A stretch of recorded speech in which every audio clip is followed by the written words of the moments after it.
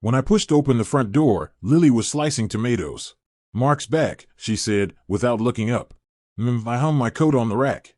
We ate dinner. Her eyes were fixed somewhere just over my left shoulder. She'd been like this for 7 months and 14 days. I first noticed last September. Her phone lit up on the couch. A message. "Thought about you 7 times today. Sender, Ryan." Her personal trainer. I put the phone down and kept watching the game. After that, I noticed her showers getting longer. Beneath the sound of running water, the faint tapping of a phone keyboard. Late at night she'd go to the kitchen for water. With her phone. Sunday morning she suddenly had to go to the gym.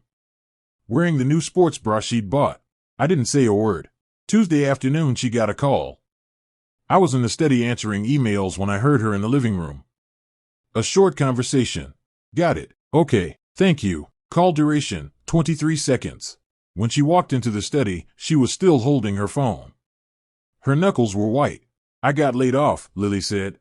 "When did this happen?" "Just now." "Whole department eliminated. Effective immediately. My system access is already locked." Her voice was flat as a highway. 12 years. "Security will come for my badge in 23 minutes. She stood very straight. Like she was being inspected. "Sit down first," I said. "I'll get some water." She turned toward the kitchen. I heard a glass touch the counter. Very lightly. Then a restrained inhale. Short. Only once. By the time I walked in, she had already wiped her face. The faucet was running. She stared at the stream of water. "We'll figure this out," I said. "Of course." She turned off the tap. "I'm going to organize my work files." She went upstairs. I sat on the couch. A minute after the bedroom door closed, I received a bank alert, $5,000 transferred out of our joint account. Memo, consulting fee. I looked up the recipient. Ryan Miller. Personal account. By 7 that evening she still hadn't come downstairs. I knocked on the bedroom door. No answer. I pushed it open. Empty room. The closet was open. One suitcase and her winter coat were gone. The bathroom counter was cleared. Her toothbrush, skincare, perfume, all gone. I called her phone. Straight to voicemail. 8 o'clock. I called her sister. Her mom. Her best friend Anna. No one had seen her. Anna hesitated. "Mark, maybe you should check Ryan's social media." I opened the trainer's page. Latest post, 43 minutes ago. A photo from the corner of a restaurant table. 2 glasses of red wine. Caption, "The deepest support is simply being there." Location tag, Four Seasons Rooftop Bar, downtown. I zoomed in. At the edge of the photo was a woman's hand. A thin ring on the ring finger. Lily's wedding band had our wedding date engraved inside. This hand wasn't wearing one. I kept scrolling. Posts from the past 7 months. Lily showing up more and more often. Sometimes a blurry reflection in a gym mirror. Sometimes 2 green juices. Sometimes a city night view from a hotel window. 9:17 p.m. I got a text from Lily. "I'm not coming home tonight. Don't wait up." I replied, "Where are you?" Read. No response.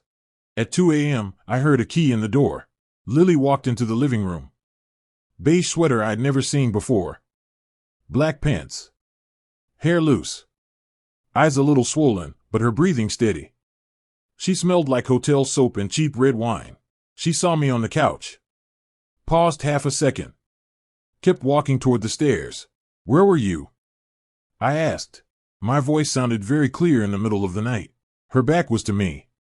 Her shoulders rose and fell slightly. The silence lasted about 3 heartbeats.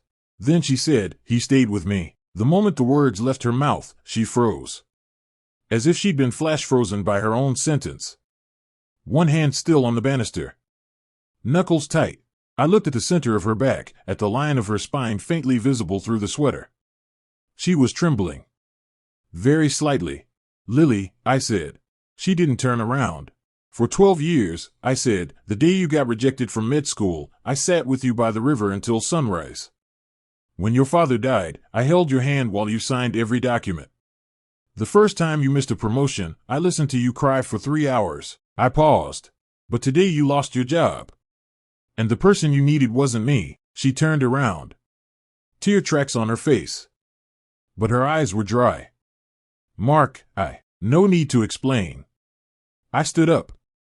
The lawyer's coming tomorrow at 3. You keep your personal account. I keep the house. Everything else, we split. Wait, he already got $5,000 in consulting fees. Maybe that buys you a few more nights of support. I walked toward the door. Good night, Lily. The divorce took 6 months. She moved in with Ryan. A month later he started pulling away. 2 months later he officially broke up with her. Said he wasn't ready for a serious relationship. Lily tried to contact me. Calls. Texts. Emails. I changed my number. Moved.